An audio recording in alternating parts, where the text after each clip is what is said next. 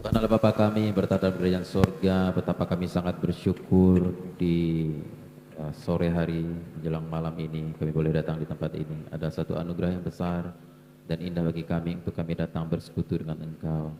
Kami sangat mensyukuri akan berkat rahmat dan penyertaan-Mu sepanjang kehidupan kami yang kami rasakan Tuhan. Engkau menjaga, melindungi, memberkati kami lebih daripada yang kami bayangkan. Terima kasih Tuhan untuk semua kebaikan dan anugerah-Mu.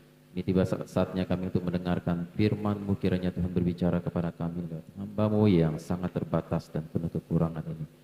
Kiranya apa yang Tuhan ingin sampaikan tidak terhalang oleh kebodohan hamba dan kekurangan hamba-Mu ini. Kiranya Tuhan mengurapi dan memberkati hamba-Mu dan setiap perkataan yang keluar dari mulut hamba-Mu, kiranya menjadi firman yang akan memberkati dan mengubah kehidupan jemaat Tuhan, membangkitkan iman yang lemah, membimbing setiap jemaat Tuhan untuk masuk ke dalam pengenalan akan Tuhan yang lebih dalam. Terima kasih Tuhan, kami serahkan pemberitaan firman ini hanya dalam nama Tuhan Yesus kami berdoa, haleluya. Amin. Shalom, silakan duduk saudara kasih oleh Tuhan. Puji Tuhan, senang sekali pada malam hari ini bisa hadir di tengah-tengah saudara dan menyampaikan firman Tuhan. Saudara, sebelum saya menyampaikan firman Tuhan pada malam hari ini, saya ingin menyampaikan sedikit perkembangan dari pembangunan gereja di Intomas. Jadi gereja di Intomas sudah hampir selesai dibangun, sudah sekitar mungkin 80% gitu ya. Yang belum selesai tinggal pengecetan dan WC, listrik, cat dan WC. Jadi hampir semuanya sudah ada. Dek sudah selesai kemarin, porselen sudah, teras sudah ya. Jadi tinggal WC, cat sama apa tadi? Jadi lupa saya. WC sama cat lah ya. Jadi itu aja yang belum selesai. Kursi juga masih kurang, cuma ada 20 kursi. Dan semua berjalan dengan baik. Terima kasih Bapak Ibu yang sudah mengambil bagian untuk pembangunan di Intomas. Semenjak ada gereja, jemaat di Intomas itu lebih semangat untuk datang ibadah. Yang tidak pernah datang sekarang sudah datang ibadah. Yang dulunya tidak pernah muncul sekarang sudah ada hadir ya. Bahkan banyak jiwa-jiwa baru, hampir setiap minggu tuh ada orang baru yang datang ibadah ya. Puji Tuhan, satu dua bergilir-gilir gitu. Puji Tuhan, pekerjaan Tuhan luar biasa di Intomas. Dan kami akan merayakan Natal di Intomas minggu depan tanggal 18 hari Minggu jam 3 sore. Jadi Bapak Ibu yang mau hadir silahkan datang ke sana. Thomas itu di ujung Sungai Ringin sana ya. Jam 3 sore kita akan ibadah Natal di sana. Perdana ibu-ibunya masak. Mereka mau masak sendiri, silahkan ya. Puji Tuhan. Jadi mereka sudah mulai kompak dan merasa memiliki gereja.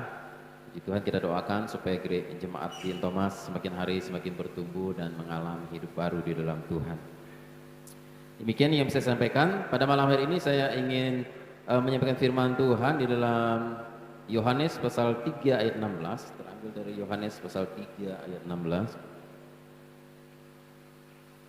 Ayat ini mungkin ayat yang sudah sangat sering kita baca, bahkan mungkin sudah kita hafal. Saya hafal ayat ini dari sekolah minggu. Ketika saya kelas 3 SD atau kelas 2 SD, saya lupa.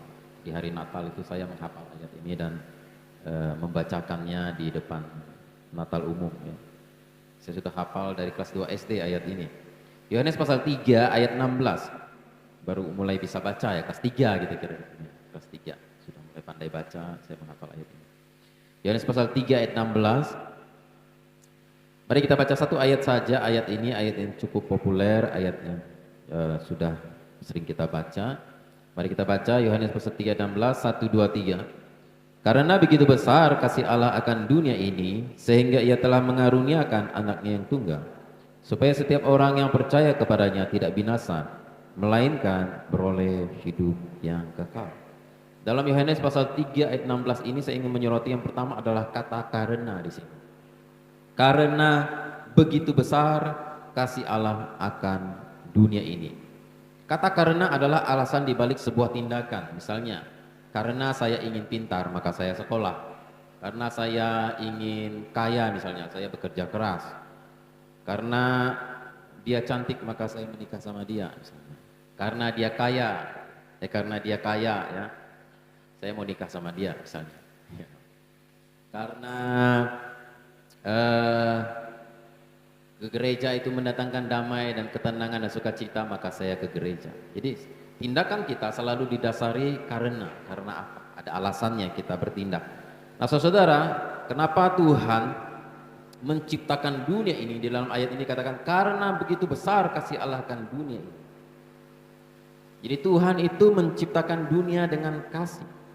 Karena kasih Tuhan menciptakan. Bahkan dalam Kejadian pasal 1:31 dikatakan setelah selesai Tuhan menciptakan semuanya, dikatakan bahwa dia melihat semuanya sangat amat baik, sangat amat baik. Semua diciptakan Tuhan dengan sangat baik. Karena dia menciptakan dengan kasih, makanya dia ciptakan dengan sangat baik. Kemudian karena kasih, kalau kita baca dalam ayat ini, ia turun ke dunia, ia jadi manusia. Dan juga karena kasih, ia menyelamatkan orang-orang berdosa yang seharusnya binasa. Ia selamatkan. Karena begitu besar kasih Allah ke dunia ini sehingga ia mengaruniakan anak yang tunggal supaya setiap orang yang percaya kepadanya tidak binasa melainkan beroleh hidup yang kekal. Berarti kasih Allah itu sangat besar, saudara. Kasih Allah itu sangat besar. Dan sebesar apa kasih Tuhan itu? Sebesar apa kasih Tuhan itu kepada kita? Yang pertama, kita bisa melihat sebesar apa kasih Allah dapat terlihat dari bagaimana ia tetap mencintai dunia yang sudah rusak. Pada awalnya memang ketika dunia diciptakan itu sempurna, saudara. Ketika manusia ditaruh di Taman Eden, semuanya sempurna. Tidak ada dosa, tidak ada sakit penyakit, tidak ada kematian, tidak ada penderitaan, tidak ada saling benci, dan tidak ada saling mencelakai dan sebagainya. Bahkan manusia dan binatang bisa berteman. Begitu sempurna Tuhan ciptakan pada mulanya. Tetapi oleh karena dosa masuk, semuanya menjadi kacau, semuanya menjadi hancur. Hubungan manusia dan Tuhan jadi rusak, jadi renggang. Manusia dan Allah jadi terpisah. Manusia terusir dari Taman Eden. Dan mulai dari situlah penderitaan manusia dimulai. Ada kematian, ada perpisahan dengan orang yang kita cintai, ada kematian dan sebagainya. Saudara, tapi Tuhan, walaupun dunia ini sudah rusak, Tuhan masih tetap mengasihi dunia ini. Tuhan masih tetap mencintai dunia ini. Saudara, kalau kita mencintai orang baik itu biasa. Dan kalau kita merawat dan mencintai benda yang bagus dan mahal itu biasa. Kita mungkin punya koleksi jam tangan mahal. Kita simpan baik-baik di suatu tempat yang aman. Kita mungkin punya gelang, kalung yang mahal dari emas, berlian, kita simpan di tempat yang baik. Kita rawat baik-baik, itu biasa. Tapi kalau barang yang sudah rusak, umpamanya HP, apalagi HP jadul seperti ini yang saya masih bawa kemana-mana, saudara, ya, kalau misalnya rusak, buang aja, ya kan? Dan buang di gudang kah, kasih orang kah, musnahkan kah, buang ke sungai. Kalau sudah rusak untuk apa diperbaiki? Ini murah sekali, 200.000 lebih. Ya. Nah, saudara kasih oleh Tuhan, dunia ini sudah rusak, tapi Tuhan tidak membuang dunia ini, tidak meninggalkan dunia ini, tidak melupakan dunia ini. Dia masih tetap kasihi, dia masih tetap mencintai dunia ini, walaupun sudah rusak oleh karena dosa. Bisa saja sebenarnya ia menciptakan dunia yang baru, yang lebih baik dari bumi. Bisa saja sebenarnya. Karena di alam semesta ini Tuhan masih punya triliunan planet. Ia tinggal pilih salah satu dari triliunan planet itu dan dia segera merupakan bumi. Dia bikin lagi yang baru, planet. Sudah ada, tinggal dia poles-poles, bikin manusia baru lagi di situ, bikin kehidupan baru di situ, bikin yang lebih ideal dan lebih bagus. Bisa saja sebenarnya.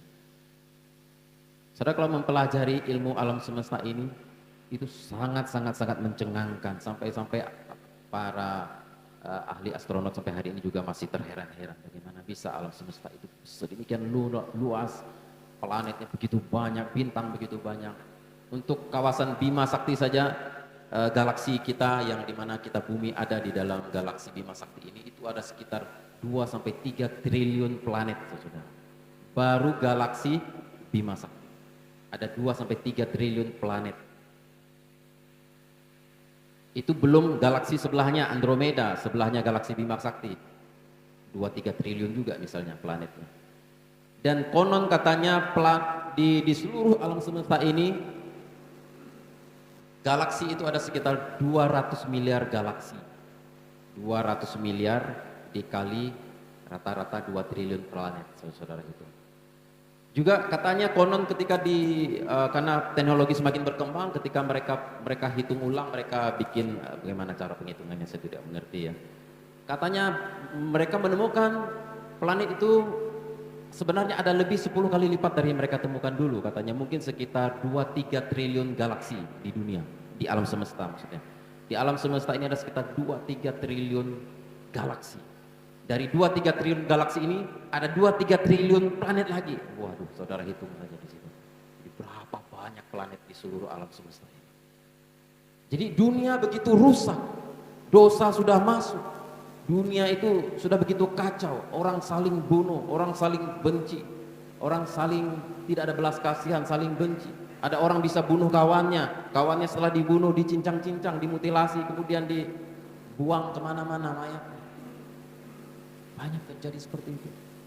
Ada orang yang tega bunuh anaknya sendiri, bayinya dibuang ke sungai dan sebagainya. Dunia ini sudah rusak. Setiap hari Tuhan melihat kejadian-kejadian orang-orang melakukan dosa yang begitu berat, tapi Tuhan masih tetap mengasihi dunia yang sudah rusak ini. Sebenarnya apa repotnya Tuhan? Tinggal musnahkan saja, ganti planet yang baru, pilih dari sekian triliun satu planet, bikin yang baru, kehidupan yang baru. Selesai.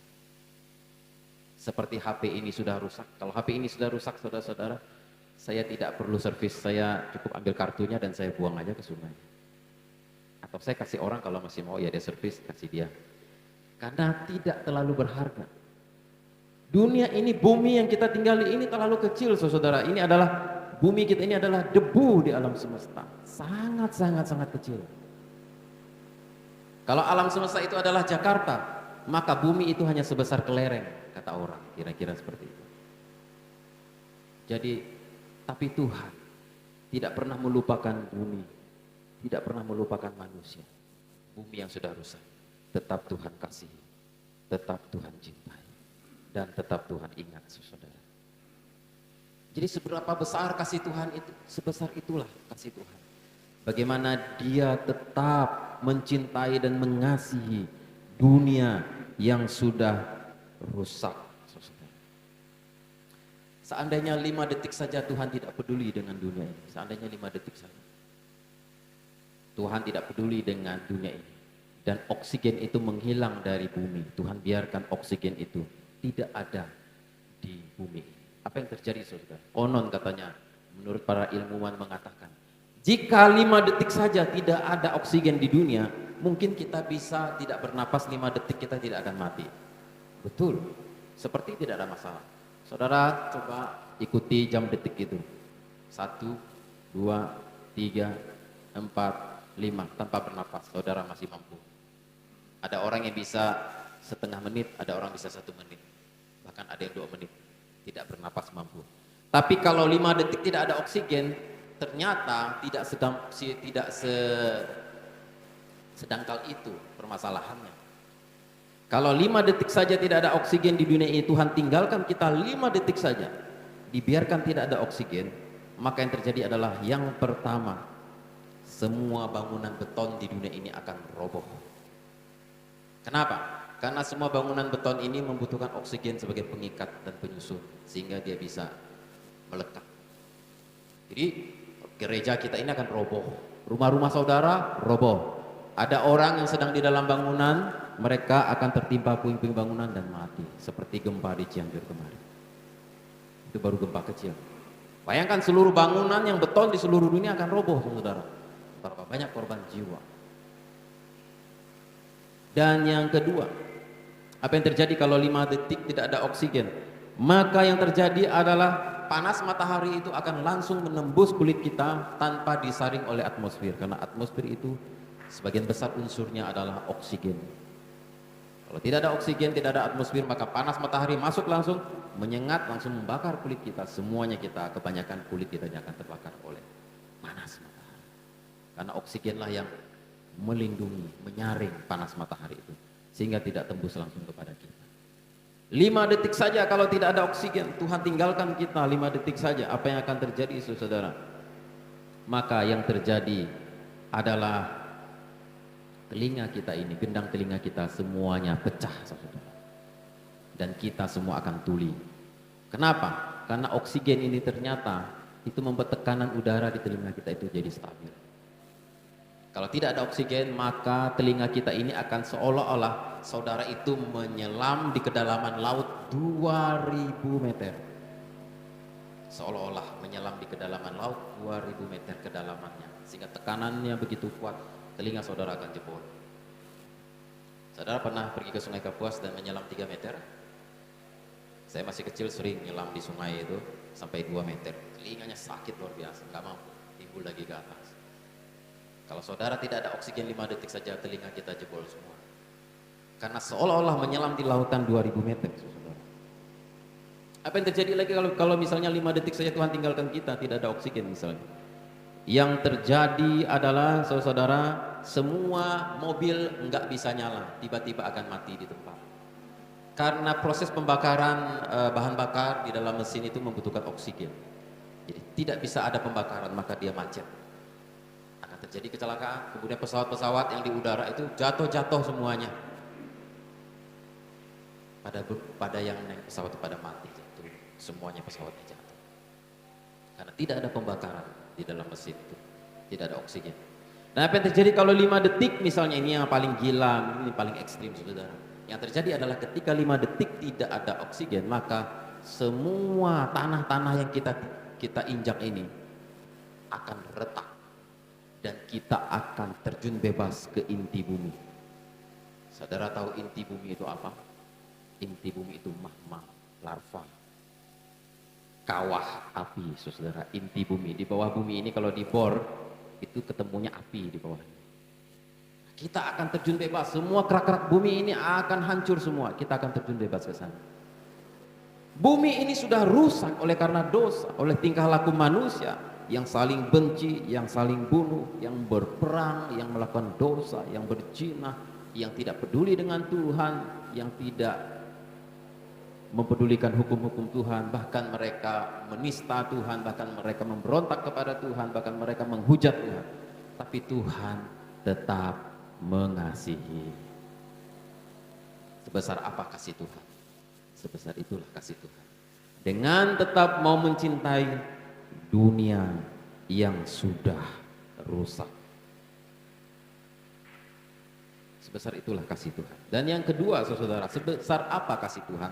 Sebesar apa kasih Tuhan dapat terlihat dari tindakan-tindakan Tuhan yang peduli.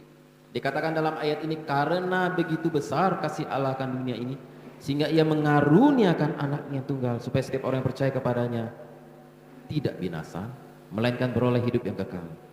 Yang kedua, kasih Allah yang begitu besar itu dapat terlihat dari tindakan Tuhan yang begitu peduli dengan manusia. Saking pedulinya Tuhan, Dia sendiri datang ke dalam dunia melalui anak Yesus Kristus, datang ke dalam dunia menjadi manusia untuk menyelamatkan manusia yang berdosa. Bukti seberapa besar cinta seseorang adalah seberapa peduli orang tersebut dengan orang yang dicintainya. Kalau saya misalnya, saya sangat mencintai anak saya, apalagi cuma satu-satunya anak saya. Jadi malam-malam dia itu sekarang tuh tidur kayak saya, kalau tidur nggak mau pakai baju. Ya, saya nggak bisa larang karena saya tidur nggak pakai baju, nggak bisa pakai baju karena panas. Nah, dia ngikut-ngikut nggak pakai baju kalau tidur. Jadi kalau tengah malam pas hujan itu kan menggigil dingin, bergulung-gulung badannya, kurus krempeng. Saya selimuti dia. 5 menit lagi dia bongkar lagi, saya selimutin lagi. 10 menit dibongkarnya lagi, saya selimutin lagi. Kepedulian saya kepada anak saya menunjukkan besarnya cinta saya kepada dia. Saudara yang kasih Tuhan, karena Tuhan itu cinta sama kita, maka dari tindakan-tindakannya nampak bahwa Dia peduli dengan kita. Sebesar itulah kasih Tuhan kepada kita. Kepedulian Tuhan terhadap orang berdosa yang menuju kebinasaan, Ia membuktikannya dengan mengaruniakan anak yang tunggal Yesus Kristus untuk menyelamatkan setiap orang yang percaya. Ia bertindak memberikan solusi dengan mengaruniakan anak yang tunggal Yesus Kristus untuk menebus dosa kita dan menyelamatkan kita. Bukan hanya Ia peduli agar kita tidak binasa, bukan hanya Ia peduli dengan jiwa kita yang akan menuju kepada kebinasaan, tapi dalam kehidupan sehari-hari pun Tuhan peduli dan Tuhan mau terlibat di dalam kehidupan kita, saudara. Sebagai bentuk dari cinta Tuhan adalah kepedulian dan perhatian Tuhan dalam kehidupan kita sehari-hari. Ia ingin terlibat dalam kehidupan orang-orang yang dikasihinya. Di dalam Matius pasal 6 ayat 25 sampai 26. Mari kita baca Matius pasal 5. Matius pasal 6 ayat 25. Matius pasal 6 ayat 25 sampai 26.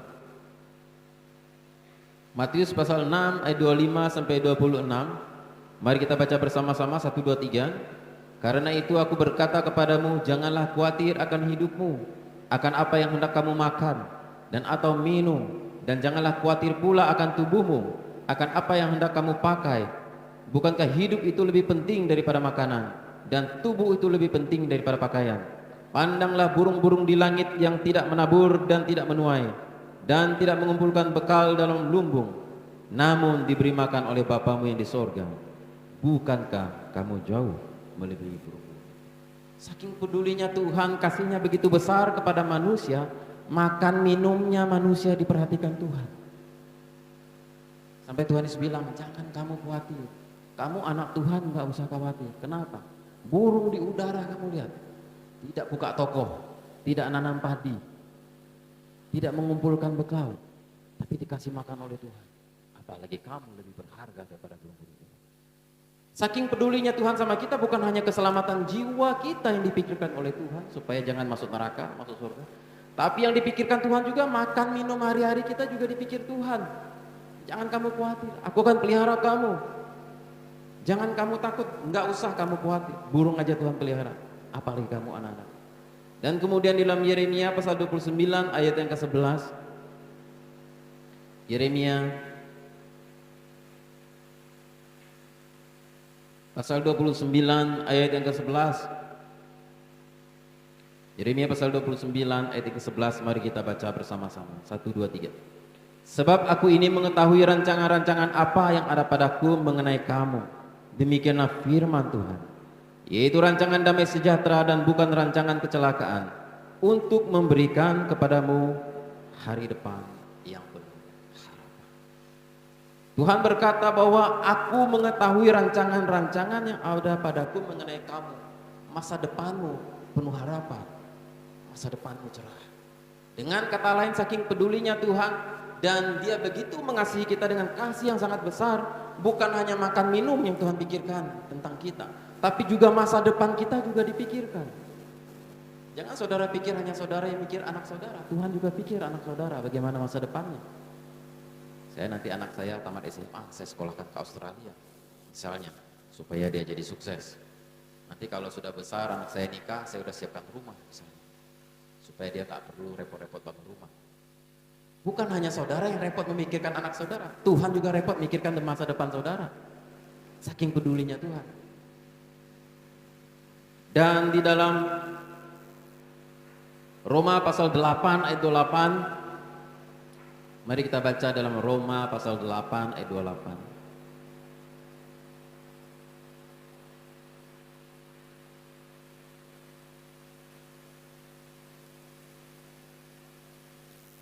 Roma pasal 8 ayat yang ke-28, kita baca bersama-sama. 1 2 3. Kita tahu sekarang bahwa Allah turut bekerja dalam segala sesuatu untuk mendatangkan kebaikan bagi mereka yang mengasihi Dia, yaitu bagi mereka yang terpanggil sesuai dengan rencana Allah. Kita tahu bahwa Allah turut bekerja dalam segala sesuatu untuk mendatangkan kebaikan bagi orang yang mengasihi Dia. Bahkan saudara yang kasih Tuhan, saking pedulinya Tuhan sama kita, dalam setiap peristiwa buruk yang terjadi dalam kehidupan kita, Tuhan itu mikir bagaimana caranya supaya diubah jadi kebaikan. Dalam setiap peristiwa-peristiwa entah baik entah buruk, Tuhan atur semuanya, Tuhan rancang, Tuhan pikirkan supaya bagaimana bisa yang menderita, yang mendatangkan kesakitan ini ujung-ujungnya menjadi kebaikan. Misalnya contoh Yusuf dibuang oleh saudara-saudaranya ke Mesir. Tuhan berpikir bagaimana cara mengubah masa depan Yusuf ini. Dari dia menderita seperti ini, justru di Mesir dia jadi kebaikan. Sampai Yusuf jadi Perdana Menteri. Padahal dia mengalami satu kejahatan dari saudara-saudaranya, tapi diubah Tuhan jadi kebaikan. Bahkan Tuhan itu memikirkan bagaimana caranya sesuatu yang buruk menimpa saudara bisa diubah jadi baik. Tahun 1990 bapak saya bangkrut, saudara. Dulu di Sungai Ringin itu kami punya TV yang paling besar, mungkin di kota Sekadau TV kami paling besar kali. Bukan mau nyombong, tahun 1990. Ibu Endah dulu pernah nonton di rumah kami, kayak di bioskop. Ya. Jadi banyak orang Sungai Ringin datang ke rumah kami untuk nonton TV di situ, karena satu-satunya TV dan parabola di kota Sekadau. Bapak saya cukup berada waktu itu. Tapi tahun 1990-an itu dia bangkrut, karena dia tinggalkan usahanya yang sudah mapan, dagang di sungai, di motor air, kemudian dia alih profesi kerja parit mas, dan akhirnya habis. Dan hari ini kalau saya lihat ke belakang, ketika saya lihat ke belakang, bapak saya bangkrut pada waktu itu, memang sakit rasanya. TV dijual, parabola nggak fungsi lagi, ya, saya harus nonton di rumah orang, dari orang nonton di rumah saya harus nonton di rumah orang, susah. Bahkan mama saya hemat-hemat, kami sering makan Indomie. Saya jadi minder gara-gara jadi bangkrut, jadi susah. Tapi kalau saya lihat di belakang, saudara-saudara, hari ini saya justru mensyukuri dengan bangkrutnya bapak saya, walaupun kami sangat menderita pada waktu itu mendatangkan kebaikan hari ini bagi kehidupan kita. Karena dengan peristiwa bangkrutnya bapak saya itu, kami sungguh-sungguh cari Tuhan. Sampai-sampai kakak saya jadi hamba Tuhan yang mengurus panti asuhan. Kakak saya yang satu lagi di Singkawang juga jadi hamba Tuhan, pelayanan juga. Saya juga bisa seperti ini, menjadi sungguh-sungguh cari Tuhan, menjadi sungguh-sungguh menjadi orang rohani. Saya percaya pada waktu itu seandainya Tuhan tidak hajar kami dengan peristiwa itu, bagaimana bapak saya bangkrut, saya mungkin jadi orang yang sombong kalau kaya. Karena orang kalau kaya, apalagi tanpa Tuhan, 99,9,9% pasti sombong. Mungkin saya adalah orang yang ada di gereja badannya, tapi hati saya, pikiran saya, hidup saya tidak pernah ada untuk Tuhan. Saya mensyukuri dengan bangkrutnya bapak saya hari ini, kami menjadi orang-orang yang mengerti hal-hal rohani, sehingga itu sangat berguna bagi keselamatan jiwa kami. Bahkan kami bisa membagikan kepada orang lain berkat yang kami terima dari Tuhan. Saudara, bahkan saking pedulinya Tuhan dengan kita, dia memikirkan makan minum kita setiap hari. Yang kedua, dia memikirkan masa depan kita. Yang ketiga, dia pikirkan bagaimana peristiwa yang buruk ini bisa jadi kebaikan dalam hidup kita. Dan yang keempat, saudara yang kau lihat Tuhan, bagaimana pedulinya Tuhan sama kita, sebesar apa cintanya Tuhan sama kita, sebesar apa cinta Tuhan sama kita. Mari kita buka di dalam Lukas pasal yang ke-12 ayat yang ke-7. Lukas pasal 12 ayat yang ke-7. Lukas pasal 12 ayat yang ke-7. Lukas pasal 12 ayat 7, kita baca bersama-sama 1, 2, 3. Bahkan rambut kepalamu pun terhitung semuanya. Karena itu jangan takut, karena kamu lebih berharga daripada banyak burung pipit. Tuhan Yesus bilang, bahkan rambut di kepalamu pun terhitung jumlah.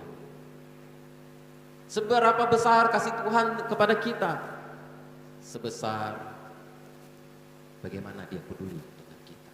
Saking pedulinya Tuhan, turun ke dunia jadi manusia, selamatkan orang yang berdosa. Saking pedulinya Tuhan, kasih makan kepada kita setiap hari, dipikirkan supaya kita bisa makan, bisa minum. Yang kedua, saking pedulinya Tuhan, dia itu merancangkan segala sesuatu yang jahat jadi baik, sesuatu yang buruk menjadi kebaikan. Saking pedulinya Tuhan sama kita, ya, dia merancangkan masa depan kita supaya penuh dengan harapan. Saking pedulinya Tuhan sama kita, rambut di kepalamu Tuhan hitung jumlahnya. Saudara cinta sama, kalau Pak Selim cinta sama Ibu Hini, pernah nggak hitung rambutnya Ibu Hini berapa jumlahnya?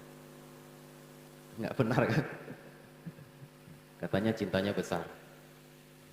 Tuhan saking besarnya cintanya sama kita. Bayangkan, rambut aja dihitung loh jumlahnya. Saudara bayangkan, betah Tuhan ngitung rambut kita. Kalau satu orang itu nggak apa-apa. Kalau rambutnya maaf ya, macam rambut Pak Bayu, itu orang mudah kita ngitungnya. Tapi ini ada jutaan orang yang harus Tuhan hitung rambutnya, saking pedulinya Tuhan. Makannya dia dipikirkan, masa depannya dia dipikirkan, kejadian-kejadian buruk yang menimpanya diubah jadi kebaikan. Dan juga sekarang rambutnya juga dihitung. Apa kurang kerja apa Tuhan? Saudara, ini luar biasa. Tuhan itu kasihnya begitu besar. Bukan hanya jiwa kita Tuhan pikirkan supaya jadi selamat, tapi juga kehidupan hari-hari kita. Tuhan saking pedulinya, rambut dihitung. Bahkan satu helai rambut kita jatuh pun Tuhan tahu. Bahkan sampai tua pun Tuhan bilang, aku akan menggendong engkau. Aku mengasihi engkau dengan kasih yang sama, dengan kasih yang kekal. Jadi saudara, kasih Allah begitu besar, kata Yohanes pasal 3:16. Karena begitu besar kasih Allah akan dunia ini. Dunia yang sudah rusak tetap dikasihi. Dan bagaimana besarnya kasih Tuhan dapat terlihat bagaimana tindakan Tuhan itu peduli dengan kita. Dan yang ketiga, saudara, bagaimana besarnya kasih Tuhan dapat terlihat dari kata-kata Tuhan yang dia ucapkan di dalam firman Tuhan ini. Dalam Yohanes pasal 3:16 ini menurut saya adalah surat cintanya Tuhan yang dituliskan kepada kita, yang diucapkan kepada kita, yang bisa kita baca. Karena begitu besar kasih Allah akan dunia ini, sehingga ia mengaruniakan anaknya yang tunggal supaya setiap orang yang percaya kepadanya tidak binasa. Tuhan tidak ingin kita binasa, dan supaya kita beroleh hidup yang kekal. Ini surat cintanya Tuhan. Dan Alkitab ini merupakan surat cintanya Tuhan. Kita bisa tahu seberapa besar kasih Tuhan kepada kita melalui surat cintanya Tuhan ini kepada kita, saudara. Alkitab ini surat cintanya Tuhan. Kata-kata Tuhan Yesus dalam Yohanes pasal 3:16 ini adalah kata-kata cinta dari Tuhan kepada kita. Kita bisa tahu Tuhan sangat mengasihi kita dan kasih yang sangat besar dari kata-katanya Tuhan. Dan saya telah mencatat beberapa ayat yang menyatakan betapa besarnya kasih Tuhan kepada kita. Di dalam Alkitab ini sudah dituliskan surat cintanya Tuhan. Contoh misalnya seperti Mazmur pasal 108 ayat 5, kasih Tuhan besar mengatasi langit. Mazmur 117 ayat 2, kasihnya hebat atas kita. Yeremia pasal 31 ayat 3, aku mengasihi engkau dengan kasih yang kekal. Roma pasal 6 ayat 35, tidak ada yang dapat memisahkan kita dari kasih Kristus. 1 Yohanes pasal 4 ayat 8, Allah adalah kasih. 1 Yohanes pasal 4 ayat 12, kasihnya sempurna di dalam kita. Mazmur pasal 63 ayat 4, kasih setianya lebih dari hidup. Mazmur 103 ayat 8, Tuhan panjang sabar dan berlimpah kasih setia. Yesaya pasal 54 ayat 10, biarpun bumi beranjak dan bukit-bukit bergoyang, tetapi kasih setia Tuhan tidak akan beranjak dari. Yohanes pasal 3:16, karena begitu besar kasih Allah akan dunia, sehingga ia mengaruniakan anaknya supaya setiap orang yang percaya kepadanya tidak binasa, melainkan beroleh hidup. Dari ungkapan-ungkapan cinta kasih Tuhan ini melalui firman Tuhan ini kita bisa tahu Tuhan kasihnya begitu besar kepada kita. Dan seberapa besar kasih Tuhan itu juga dapat terlihat saudara dari pengorbanan Tuhan bagi kita. Demi menyelamatkan kita orang-orang yang berdosa, yang akan binasa, ia rela berkorban. Dikatakan dalam ayat ini, ia mengaruniakan anak yang tunggal supaya setiap orang yang percaya kepadanya tidak binasa melainkan beroleh hidup yang kekal. Seberapa besar pengorbanan Tuhan Yesus, mari kita lihat di dalam Filipi pasal 2 ayat 6 sampai 8. Seberapa besar pengorbanan Tuhan Yesus kepada kita. Filipi pasal yang kedua ayat 6 sampai 8.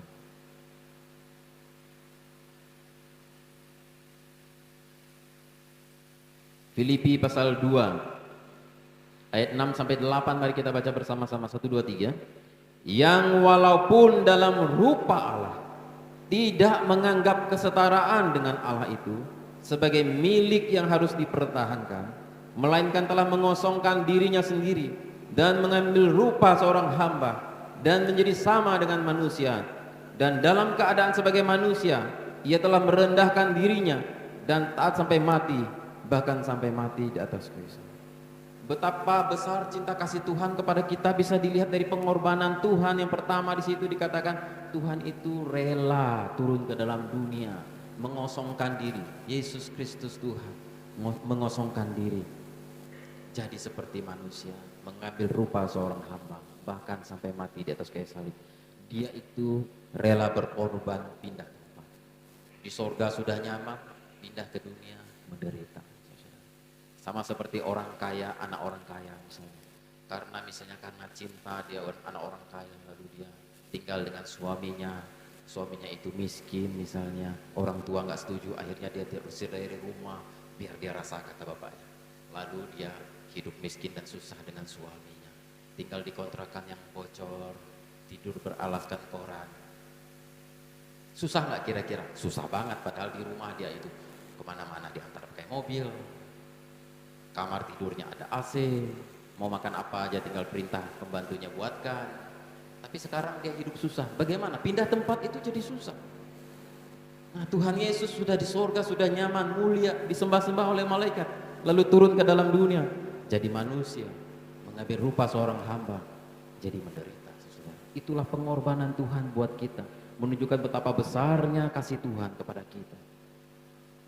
Belum lagi kelahiran Tuhan Yesus yang sangat tidak layak, karena tidak ada tempat untuk Maria bersalin, harus melahirkan di kandang domba, tempat yang sangat tidak layak. Betul-betul sangat merendahkan diri Tuhan ketika dia datang ke dalam dunia. Dalam pengorbanannya juga dapat terlihat kasihnya begitu besar ketika dia berkorban, merendahkan diri jadi seperti manusia. Dia adalah raja semesta alam, lalu mengosongkan diri jadi turun jadi manusia, jadi orang biasa.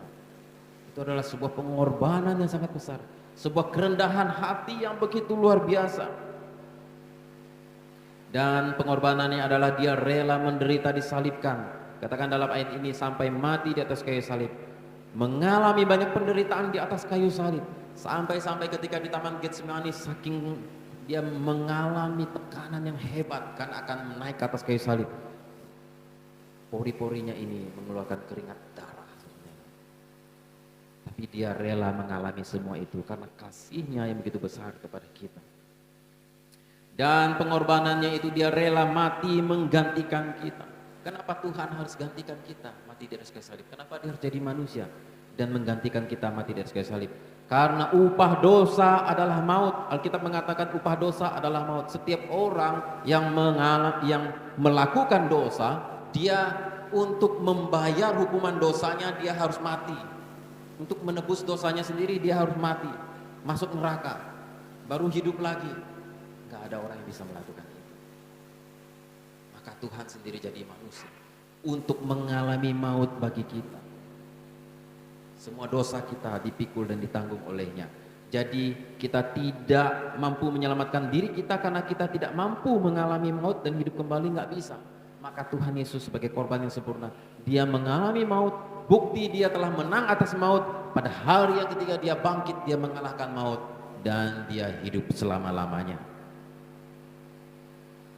Saudara, waktu beberapa minggu yang lalu, persisnya sebulan atau 2 bulan yang lalu, peristiwa yang ada kapal tenggelam gitu ya. Sebulan yang lalu kalau tidak salah ya. Ketika saya habis khotbah, kebetulan seperti ini saya habis khotbah, jam 7 lewat, dah hampir jam 8 saya pulang, saya lewat jalan Sungai Ringin, saya lihat rame-rame di dekat rumah saya di sebelah sana hilir. Kok banyak orang? Ada apa? Saya tanya sama mereka, mereka bilang ada perahu tenggelam. Orangnya meninggal atau selamat? Ada satu selamat, ada satu meninggal katanya. Tidak ditemukan, anaknya hilang, bapaknya selamat. Lalu saya bilang, mana orangnya? Saya lihat, saya masuk ke rumah tentara yang baru dibuat di Sungai Ringin. Itu bapaknya saya lihat. Wah, dia bergulung-gulung bergelisah, saudara. Anakku katanya, anakku mati, anakku hilang katanya, tolong anakku. Dia cuma memikirkan anak. Dia hampir kayak orang gila, saudara. Memikirkan anaknya yang hilang itu. Saudara yang kasih, saya pikir bahwa di dalam benaknya mungkin kalau saya lihat, kenapa anak saya bukan anak saya yang selamat? Kenapa saya yang selamat? Kalau bisa ditukar, biar saya saja yang mati tenggelam, anak saya yang hidup, karena masa depannya masih panjang. Karena saking cintanya dia sama aku. Saya lihat mungkin di dalam benaknya, dalam pikirannya seperti itu. Kalau lihat dia gelisah, sana sini, bolak-balik badannya. Saya nggak sedih. Tuhan juga seperti itu, saking cintanya dia sama kita. Dia tidak ingin kita binasa. Dan dia rela datang ke dalam dunia, menanggung dosa kita, karena cuma itu satu-satunya jalan menuju keselamatan. Kita nggak bisa selamatkan diri kita dengan perbuatan baik kita. Kita nggak bisa selamatkan diri kita dengan amal kita. Selalu setiap hari kita bikin dosa. Satu-satunya yang harus bisa menyelamatkan kita adalah Tuhan sendiri datang ke dalam dunia, menjadi penebus, membayar semua dosa kita, menanggung semua, mengalami maut menggantikan kita, dan kita diselamatkan dan tidak perlu mengalami maut. Memang kita akan mati, tetapi bukan kematian di neraka, tapi kita mati tubuh kita saja, jiwa kita diselamatkan di surga oleh karena pengorbanan Tuhan Yesus. Itulah bukti cinta kasih Tuhan yang begitu besar itu kepada kita. Pengorbanan, saudara. Berkorban nyawa adalah pengorbanan terbesar di dalam dunia. Pengorbanan adalah bukti cinta yang sejati. Kalau saudara mau tahu seberapa besar cinta seseorang kepada saudara, lihatlah seberapa besar pengorbanannya. Kalau ada seorang pria datang kepada saudara, aku cinta sama kamu deh, I love you. Walaupun laut yang luas membentang, akan aku berenang, bisa menyeberang dan berjumpa dengan kamu. Walaupun gunung yang tinggi akan kudaki, kulewati bukit-bukit salju untuk bisa mendapatkan kamu. Tapi bang, lapar nih bang, jamin beli bakso, ada duit hal baru gajian. Nah itu bohong, gitu, nggak berani berkorban berarti dia pembohong. Saudara, Tuhan membuktikan cintanya dengan berani berkorban buat kita. Bahkan nyawanya pun dia korbankan. Ini membuktikan cinta Allah yang begitu besar kepada dunia ini, kepada kita orang-orang yang berdosa. Di dalam ayat tadi dikatakan, karena begitu besar kasih Allah akan dunia sehingga ia karuniakan anaknya yang tunggal. Dalam kata anaknya ini mungkin banyak orang salah pemahaman di sini. Bahkan banyak anak-anak Tuhan yang akhirnya pindah keyakinan karena sulit memahami tentang anak Allah di sini. Saudara, sebenarnya ini sangat sederhana mengartikan anak Allah di sini. Anak Allah, Yesus anak Allah di sini itu artinya sederhana sekali sebenarnya. Bukan Tuhan kawin lalu punya anak namanya Yesus. Jangan saudara salah paham. Itu dangkal. Itu pemikiran yang idiot, tidak cerdas. Apa kata Alkitab tentang anak Allah? Mari kita buka di dalam Yohanes pasal 1 ayat 1.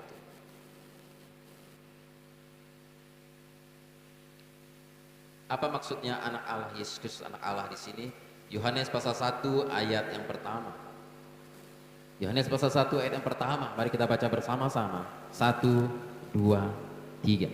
Pada mulanya adalah firman. Firman itu bersama-sama dengan Allah, dan firman itu adalah Allah. Jadi pada mulanya adalah firman. Segala sesuatu diciptakan oleh firman. Firman itu ada di dalam diri Allah. Di Allah Bapa, di dalam diri Allah Bapa ada firman, dan di dalam diri Bapa itu ada Roh Kudus, ada Roh, satu kesatuan. Nah, firman ini kemudian ayat 14, mari kita baca sama-sama. 1, 2, 3 ayat 14. Firman itu telah menjadi manusia dan diam di antara kita, dan kita telah melihat kemuliaannya, yaitu kemuliaan yang diberikan kepadanya sebagai anak tunggal Bapa, penuh kasih karunia dan kebenaran. Firman itu yang bersama-sama dengan Allah, keluar dari Allah, lahir dari Allah, dan jadi manusia. Makanya disebutkan di dalam ayat ini dikatakan, yaitu kemuliaan yang diberikan kepadanya sebagai anak tunggal Bapa. Maka dia disebut anak Allah, Yesus Kristus, karena dia adalah Allah, firman Allah yang bersama-sama dengan Allah. Dia adalah Allah sendiri, dan firman yang ada di dalam diri Allah ini keluar, turun ke dalam dunia, jadi manusia. Makanya disebut anak Allah. Apa yang keluar dari Allah? Firmannya. Firmannya ini jadi manusia, dan disebut. Kata-kata yang paling cocok untuk menyatakan firman itu jadi manusia adalah anak Allah. Karena firman itu keluar dari Allah, jadi anak Allah sebutannya. Itu aja sebenarnya. Gampang untuk memahami Yesus anak Allah, bukan Allah kawin dan punya anak. Bukan, jangan karena problem ini saudara lalu meragukan iman Kristen. Ini terlalu sederhana untuk dipahami. Pertanyaan ini sudah 2000 tahun lalu ditanyakan, dan Kristen masih ada sampai hari ini. Karena jawabannya adalah ada di dalam ayat ini. Saudara yang kasih oleh Tuhan, oleh sebab itu saudara yang kasih oleh, puncak dan bukti kasih Allah kepada kita adalah datangnya Tuhan Yesus Kristus, firman yang jadi manusia, turun ke dalam dunia, anak Allah. Jadi kasih Tuhan bukan main-main, bukan nanggung-nanggung. Kasihnya adalah kasih yang penuh dengan pengorbanan. Cinta Tuhan begitu besar kepada kita, kepada dunia, kepada orang-orang berdosa. Kita bisa lihat dari kata-kata Tuhan di dalam firman. Kita bisa lihat dari tindakan Tuhan. Kita bisa lihat dari pengorbanan. Kita bisa lihat dari kepedulian Tuhan kepada kita. Kita bisa lihat dari bagaimana Tuhan masih tetap cinta dunia yang sudah rusak ini. Bahkan 5 detik pun Tuhan tidak izinkan dunia ini kehilangan oksigen. Tuhan tetap jaga, pelihara dan topang. Saudara, jadi kita menemukan bahwa Tuhan itu kasihnya begitu besar kepada dunia. Kasihnya begitu besar kepada saudara. Dan seharusnya saudara, kita meresponi kasih Tuhan yang begitu besar ini kepada kita dengan mengasihi Dia juga. Amin. Ini yang menjadi problem. Banyak orang tidak sadar Tuhan sangat mengasihi dia. Tuhan pikirkan masa depannya, Tuhan pikirkan makan minumnya, Tuhan pikirkan kejadian-kejadian buruk yang menimpa dia diubah jadi kebaikan. Tuhan pikirkan juga keselamatan jiwanya dan sebagainya. Bahkan rambut di kepala Tuhan itu, tapi dia tidak merespon Tuhan.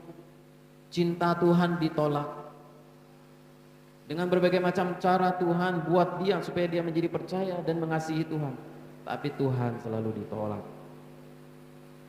Dikatakan dalam Yohanes pasal 3:16 mengatakan, karena begitu besar kasih Allah akan dunia ini sehingga ia mengaruniakan anaknya yang tunggal supaya setiap orang yang percaya kepadanya tidak binasa.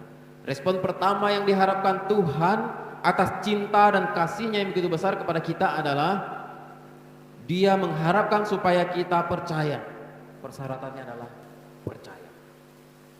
Tuhan begitu besar kasihnya kepada kita, dan kita harus percaya akan adanya Tuhan, akan kasihnya yang begitu besar, akan pengorbanannya yang begitu besar. Kita cukup percaya. Dengan percaya kita akan memperoleh keselamatan, diluputkan dari kebinasaan. Tapi yang kedua adalah, saudara, saya percaya bahwa Tuhan ingin supaya kita menyambut kasih itu dengan mau mengasihi Tuhan juga. Amin. Natal ini mengingatkan kita, saudara, bahwa Tuhan telah turun ke dalam dunia, membuktikan kasih-Nya kepada kita, berharap supaya kita juga mengasihi Dia. Seharusnya saudara kita meresponi bukan hanya dengan percaya, bukan hanya dengan percaya Yesus adalah Tuhan Juru Selamat kita, tapi kita juga meresponi dengan mau mengasihi Tuhan, menyambut kasih Tuhan ini di dalam hidup kita. Ya Tuhan, aku juga mau mengasihi Engkau, aku mau cinta Yesus selamanya. Memang mengasihi Tuhan tidak disebutkan oleh Tuhan Yesus di dalam ayat ini, dan hanya percaya yang disebut Tuhan Yesus di sini. Namun saya percaya bahwa Tuhan bukan hanya menuntut respon kita dengan hanya percaya, tapi juga dengan menyambut dan menerima kasih itu. Tuhan sudah menyatakan dan mengungkapkan Dia mencintai kita. Berarti Dia mengharapkan ada respon dari kita. Saudara, sudah beribu-ribu kali saya ceritakan di mimbar ini, ketika saya jatuh cinta sama mantan istri saya, yang hari ini sudah jadi mantan pacar saya, yang hari ini sudah jadi istri saya. Biar ketawa ya, biar nggak ngantuk saudara ya. Mantan pacar saya sudah jadi istri saya. Nah saudara, sudah beribu-ribu kali di mimbar ini saya ceritakan bagaimana ketika saya pertama kali lihat dia, saya jatuh cinta. Bagaimana saya mengungkapkan cinta. Inikah namanya cinta, inikah cinta, cinta pada jumpa pertama. Akhirnya saya ajak dia, Dek. Pertama dulu manggilnya Adek, sekarang manggilnya Evi. Kita ke Tugu Monas, jalan-jalan biar saya bisa mengungkapkan perasaan cinta. Oh boleh katanya, kosong hari Senin, boleh jalan-jalan kami ke Tugu Monas, saudara. sambil naik ke atas. Di atas bisa lihat pemandangan Jakarta seluruhnya bisa kelihatan, indah sekali. Nah, ketika sudah selesai lihat, cukup Jakarta bagus ya dek, bagus. Akhirnya duduk, nah, baru saya bilang, sebenarnya dari pertama saya lihat kamu, saya itu sudah suka sama kamu. Saya jatuh cinta sama kamu. Mau nggak jadi pacar saya? Wah, kalau ditolak nih hancurlah saya nih. Hancur, aku hancur. Dia bilang, saya juga suka sama kamu, mau jadi pacar kamu. Iya. Seandainya hari itu dia bilang, oh ya kamu cinta sama saya, tapi kayaknya saya udah punya pacar. Atau saya pengen sendiri dulu. Menolak secara halus. Atau belum saatnya saya pacaran. Aduh, hancurlah saya, saudara-saudara. Karena ditolak. Begitu juga dengan Tuhan. Kasihnya begitu besar kepada saudara. Sudah banyak tindakan perbuatan Tuhan yang menyatakan dia mengasihi kita. Tapi kita sampai hari ini belum mengasihi Tuhan. Masih sekedar percaya. Itu belum cukup, saudara. Jadi orang Kristen yang bukan hanya percaya kepada Tuhan, tapi juga mengasihi Tuhan dalam hidup. Oleh sebab itu ketika seorang bertanya kepada Tuhan Yesus, Guru hukum apa yang paling terutama di dalam hukum Taurat? Dengan tegas Tuhan Yesus jawab, hukum yang pertama, paling utama dan paling penting adalah kasihilah Tuhan Allahmu dengan segenap hatimu, dengan segenap jiwamu, dengan segenap akal budi, dan kasihilah sesama manusia seperti dirimu sendiri. Disinilah tergantung seluruh hukum Taurat. Kalau saudara ditanya orang, ajaran Kristen itu inti ajarannya apa? Inti ajarannya adalah mengasihi Tuhan dan mengasihi sesama. Itulah inti ajarannya. Saudara, itu diletakkan Tuhan sebagai hukum terpenting, hukum terutama di dalam seluruh perintah Tuhan, mengasihi Tuhan. Kenapa? Karena Tuhan berharap manusia-manusia ini yang sudah Dia ciptakan dengan harapan Dia mau mengasihi dan orang-orang ini mengasihi Dia juga. Maka saudara, responilah Tuhan dengan mau mengasihi Tuhan, bukan setengah-setengah hati, tapi mencintai Dia dengan segenap hati, segenap jiwa, segenap kekuatan, segenap akal budi saudara. Kasihilah Tuhan dengan seluruh hidup, itu artinya saudara. Saudara, bagaimana jika hanya kita percaya saja kepada Tuhan, tapi tidak mengasihi Tuhan? Bagaimana? Itu sama seperti orang yang dikasih rumah mewah oleh seseorang, orang itu bilang, ini rumah buat kamu, saya bangun untuk kamu, boleh kamu miliki. Tapi ketika menerima rumah itu, ya dia terima rumah itu, dia diami rumah itu, dia huni rumah itu, tapi dia nggak suka sama pemiliknya yang ngasih rumah itu. Kira-kira seperti itu. Saudara, Tuhan itu memberikan sorga kepada kita yang percaya kepadanya. Tapi sebenarnya sebaiknya kita bukan hanya sekedar percaya supaya bisa masuk surga, tapi juga mengasihi Tuhan. Kenapa? Karena ketika kita percaya dan mengasihi Tuhan, itu sama seperti orang yang menerima hadiah dan juga menyukai orang yang beri hadiah.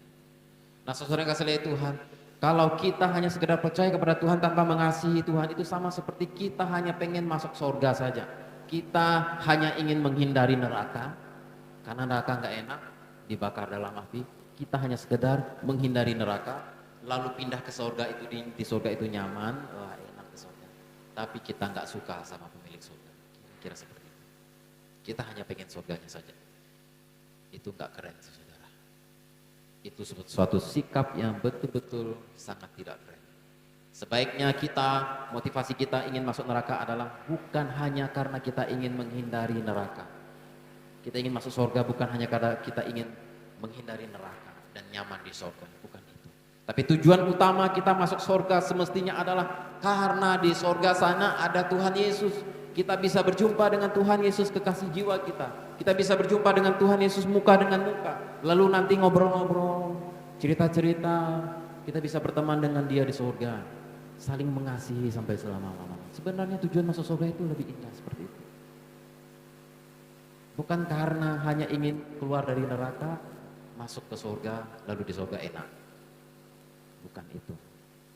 Tapi kita pengen masuk surga, seharusnya karena di surga ada Tuhan Yesus. Saya bisa jumpa Dia, saya bisa saling mengasihi dengan Tuhan Yesus, saya bisa ngomong-ngomong, ngobrol-ngobrol muka dengan muka selama-lamanya di dalam kasih Tuhan. Karena kasih Tuhan itu memberikan damai. damai yang luar biasa. Ketika kita ada di dalam hadirat Tuhan, kita berjumpa dengan Tuhan, kita bercakap-cakap dengan Tuhan. Saya percaya itu adalah momen yang sangat indah dalam kehidupan. Karena kehadiran Tuhan Yesus selalu membawa damai sejahtera dan sukacita. Itu akan menjadi saat-saat yang terindah dalam kehidupan kita. Kita masuk surga bukan karena pengen surganya, tapi pengen ketemu Tuhan Yesusnya. Sebenarnya itu lebih baik. Itulah yang terjadi kepada orang yang bukan hanya percaya kepada Tuhan tapi mengasihi Tuhan. Dia adalah orang yang mau masuk surga dan juga mau ketemu dan mencintai orang yang punya surga itu, yaitu Tuhan Yesus. Saudara yang kasih oleh Tuhan, kalau Allah sedemikian mengasihi kita, maka semestinya kasih ini tidak menjadi kasih yang sepihak. Kasih ini tidak boleh menjadi hanya kasih sepihak. Kasih ini harus ada timbal baliknya. Berdasarkan Yohanes pasal 3:16, mari kita menjawab beberapa pertanyaan. Untuk apa Tuhan menciptakan dunia? Jawabannya untuk dikasih. Untuk apa Tuhan menciptakan manusia? Jawabannya untuk dikasih. Alasan Tuhan menciptakan dunia adalah karena Dia mengasihi. Dia mau mengasihi manusia. Dia ciptakan manusia supaya ada orang yang Dia kasih, maka Dia ciptakan. Sama seperti misalnya saudara, kenapa saudara ingin punya anak? Mungkin jawabannya adalah, ya saya ingin punya anak karena untuk melanjutkan garis keturunan kami, keluarga kami. Oh, itu benar jawabannya. Kenapa saudara pengen punya anak, ngotot, sampai mengeluarkan banyak biaya berobat sana sini supaya bisa punya anak? Karena supaya nanti kalau kami tua ada yang merawat kami. Itu juga betul. Kenapa saudara pengen punya anak? Karena supaya nanti usaha pekerjaan saya ada yang meneruskan.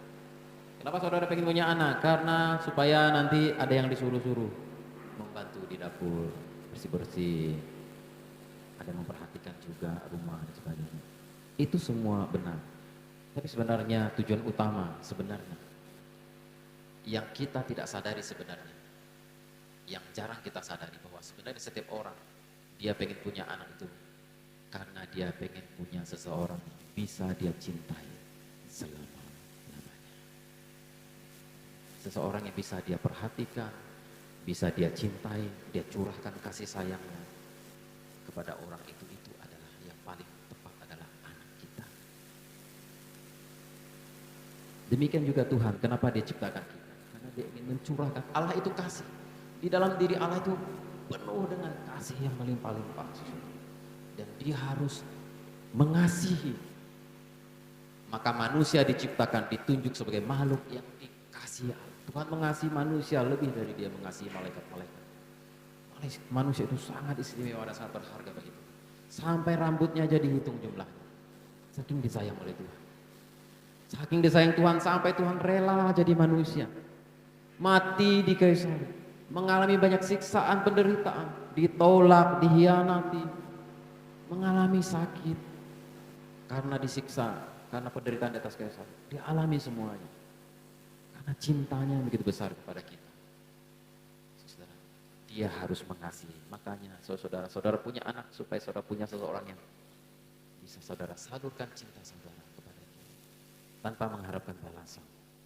Demikian juga Tuhan, kita harus meresponi kasih Tuhan ini dengan mau berkata, ya Tuhan, aku juga mau mengasihi Engkau dengan segenap hatiku, segenap jiwaku, segenap akal budiku, segenap kekuatanku. Amin. Natal ini biarlah menjadi momen titik balik saudara menjadi orang yang lebih lagi mengasihi Tuhan dalam hidup ini. Lebih daripada sebelumnya. Amin. Karena Tuhan terlebih dahulu sudah mengasihi saudara. Mengasihi hidup saudara yang rusak. Mengasihi dunia yang sudah rusak. Memperhatikan makan minum saudara. Merancangkan masa depan yang baik. Mengubah kejahatan menjadi kebaikan, mengubah bencana jadi berkat. Wah, banyak sekali perbuatan Tuhan dalam hidup saudara. Sudah sepantasnya kita berkata seperti Petrus ketika Tuhan Yesus bertanya kepada Petrus, Petrus, apakah engkau mengasihi aku lebih daripada mereka? Petrus jawab, ya Tuhan, aku mengasihi engkau. Tuhan bertanya dengan kata-kata kasih agape. Apakah engkau mengasihi aku dan kasih agape, Petrus? Kasih yang paling tinggi, kasihnya. Terus bilang, aku tidak bisa mengasihi engkau dan kasih agape Tuhan. Aku cukup bisa mengasihi engkau dengan kasih persaudaraan. Dilihat. Kenapa Tuhan Yesus tanya sampai 3 kali? Karena jawaban Petrus tidak sesuai dengan standar yang diinginkan oleh Tuhan. Kasih agape. Dan akhirnya sampai ketiga kalinya Petrus menangis karena dia menyadari betapa kemampuannya sangat terbatas untuk mengasihi Tuhan. Tapi di dalam perjalanan hidupnya, Petrus belajar mengasihi Tuhan. Walaupun jatuh bangun, pernah menyangkal, dia bangun lagi, dia bangkit lagi. Dia belajar untuk terus mengasihi Tuhan. Sampai akhir hidupnya, dia mati syahid. Dan dia bisa mengungkapkan, menyatakan kepada dunia, aku mengasihi Tuhan. Aku rela juga korban nyawa buat Tuhan. Saudara yang kasih Tuhan, kasih itu adalah kasih kepada Tuhan adalah sebuah perjalanan di dalam hidup. Itu adalah perjalanan seumur hidup kita. Makin hari mari kita makin belajar untuk semakin mencintai Tuhan, makin mengasihi Tuhan dalam hidup kita. Amin. Saya juga sampai hari ini belajar untuk mengasihi, semakin mengasihi Tuhan. Ada banyak hal yang tidak saya mampu kerjakan buat Tuhan. Sampai hari ini saya masih bergumul.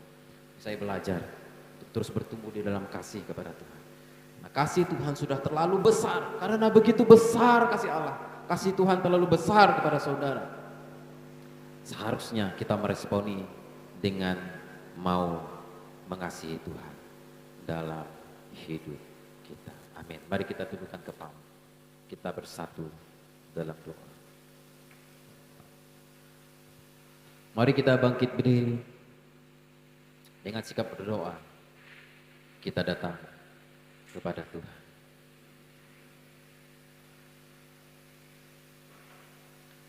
Kita naikkan satu pujian. Aku mengasihi Engkau, Yesus. Dengan sikap doa kita datang kepada Tuhan dan kita renungkan kembali firman Tuhan yang sudah kita dengar pada hari ini. Yohanes pasal 3:16, karena begitu besar kasih Allah bagi kita. Tuhan sangat mengasihi engkau. Jika engkau merasa di dalam dunia ini engkau kurang dikasihi oleh ayah dan ibumu, engkau kurang dikasihi oleh teman-teman dan saudaramu, engkau kurang dikasihi oleh orang-orang di sekelilingmu, saudara, ketahuilah bahwa Tuhan sangat-sangat mengasihi engkau. Ada satu pribadi yang tidak pernah tidak mengasihi engkau. Dialah Tuhan Yesus Kristus yang rela mati di atas kayu salib untuk menebus dosa-dosa. Aku mengasihi engkau Yesus dengan segenap hatiku. Aku mengasihi engkau Yesus. Aku mengasihi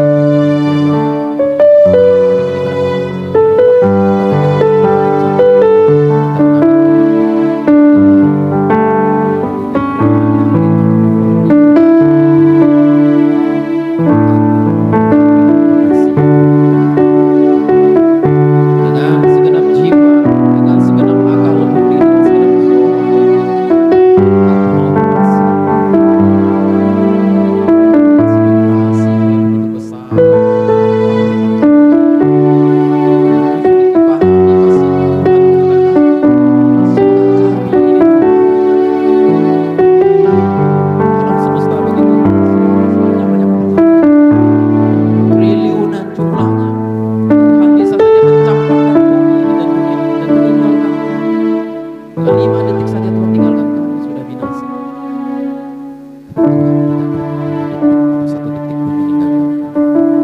Selalu mengingatku, memperhatikan makan minum, memikirkan masa depan Kau, merancang kebaikan dalam hidup Kau, menghitung jumlah waktu Kau, menyelamatkan jiwa, mengubah hidup Kau. Terima kasih.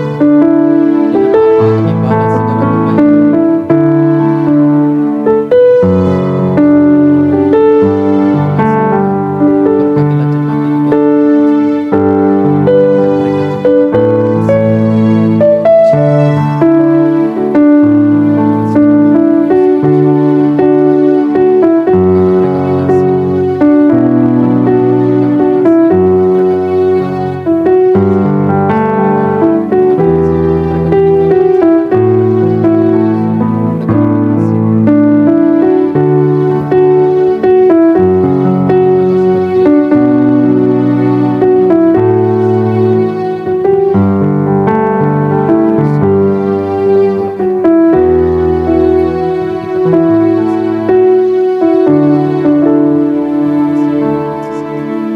Terima kasih Bapa, dalam nama Tuhan Yesus kami ucap syukur dan berdoa.